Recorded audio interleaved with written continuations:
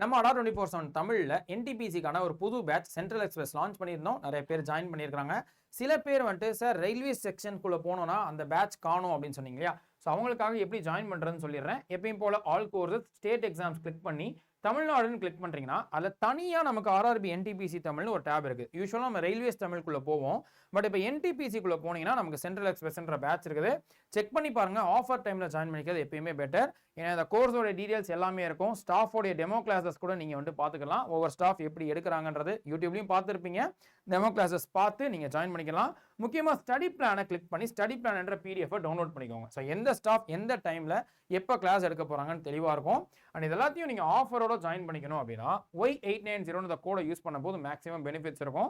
So அப்போ 3000 rupees இருக்கக்கூடிய இந்த கோர்ஸ் உங்களுக்கு 2300க்கு ஜாயின் பண்ணிக்கலாம். ஸோ இப்போ லைவாகவே நான் காமிச்சேன்னா Y890 அப்படின்ற கோடை என்டர் பண்றோம்னா 2330க்கு ஜாயின் பண்ணிக்கலாம். அண்ட் சம் டேஸ்ல நமக்கு டபுள் வேலிடிட்டி இருக்கும். இந்த தீபாவளியை முன்னிட்டு அப்படிலாம் நம்ம கொடுப்பாங்க. ஸோ அப்போ ஜாயின் பண்ணிக்கிறது இன்னும் பெட்டர். ஸோ இந்த கோடை யூஸ் பண்ணி மறக்காம ஜாயின் பண்ணிக்கோங்க. அண்ட் கமெண்ட் செக்ஷன்லையுமே டைரக்ட் லிங்க் நான் பின் பண்றேன். அது மூலியமா ஈஸியாக நீங்க ஜாயின் பண்ணிக்க முடியும். வேற ஏதாவது டவுட் இருக்குன்னா அட்மிஷன் நம்பருக்கு கால் பண்ணிடுங்க.